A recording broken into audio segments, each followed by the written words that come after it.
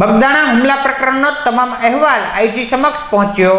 બગદાણા ખાતે નવનીતભાઈ બલદિયા પર થયેલ હુમલાની તપાસ એસઆઈટીની ટીમ કરી રહી છે। જે તપાસ દરમિયાન એસઆઈટીની ટીમે ભોગ બનનાર નવનીતભાઈ બલદિયાનું નિવેદન બાદ આઈજી સમક્ષ પુરાવા રજૂ કરવામાં આવ્યા હતા। ત્યારે નવનીતભાઈ બલદિયાએ મીડિયા સમક્ષ પોલીસ તપાસ પર ભરોસો હોવાનું જણાવવાની સાથે કોઈ પણ રીતે સમાધાન નહીં કરવામાં આવે તેમ જણાવ્યું હતું। મારું નિવેદન જે મારે આપવાનું હતું, જે મારે જે પ્રૂફ રજૂ કરવાના હતા, મેં 15 મુદ્દા રજૂ કર્યા છે, એની ઉપર તપાસ થાય એવી મેં માંગણી કરી છે। અચ્છા નવનીતભાઈ, 3 કલાક સુધી મેરેથોન જે તમારું નિવેદન નોંધવામાં આવ્યું છે, કયા કયા પ્રકારના સવાલ તમને એસઆઈટી દ્વારા કરવામાં આવ્યા હતા? સવાલ તો તપાસનો વિષય છે, જાહેર કરવાથી તો તમને ખબર છે ને મને ખબર છે, જાહેર કરવાથી આરોપીઓને કઈ ને કઈ છેડા કરવાનું મળે, એટલા માટે મુદ્દા જાહેર કરતો નથી। શું લાગે છે આજે તમારું નિવેદન નોંધાયા બાદ તમને હવે એસઆઈટી ઉપર કેટલો વિશ્વાસ છે કે તમને ન્યાય મળશે? જે મારા મુદ્દા છે એ પ્રમાણે જો તપાસ યોગ્ય થાય છે તો જરૂર મુખ્ય આરોપી સુધી પહોંચાઈ જશે। નવનીતભાઈ, શનિવારે પણ 2 પીઆઈ નો જે અહીંયા તપાસ શરૂ થઈ હતી, તે બાબતે શું કહેશો? એ બાબત તો એ તપાસનો વિષય છે, એમાં તો મને કઈ ખ્યાલ નથી।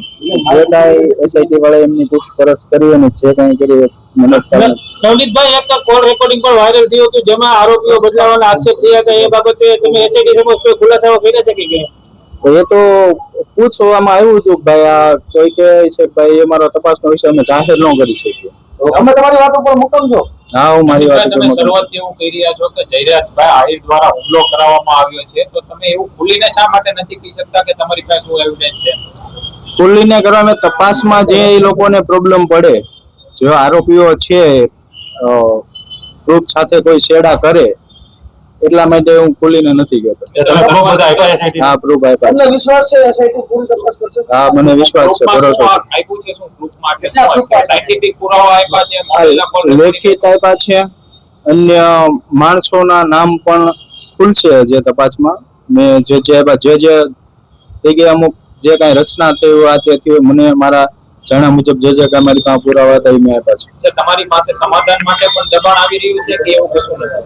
એવું કશું કરતા છે ને કે જે રાજકીય લેવલમાં મારે આજે સમાધાન નથી કરવાનું અને કાલે નથી કરવાનું, બરોબર? મારે મારો સમાજ સાથે છે, મારા આગેવાનો સાથે છે, જે મારા આગેવાનો દ્વારા એસઆઈટી ની રચના થઈ છે એની તપાસ ચાલે છે।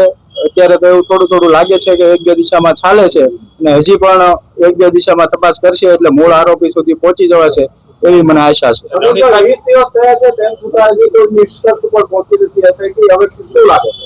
એ તો તપાસનો વિષય છે, એમાં ટેકનિકલ પુરાવા ભેગા કરવા માટે થોડો ટાઈમ લાગે છે કે એફએસએલ માટે જે એમના રિપોર્ટ માટે બધી વસ્તુ બધાના મોબાઈલો જાય, જે એના લીધેથી આપણે થોડું લેટ થાય છે એવું કહેવામાં આવ્યું છે। નવનીતભાઈ, જે તે સમયે તમે એવું કીધું કે પુરાવા નાશ કરવામાં આવ્યા છે, એવો મામલો પણ છે?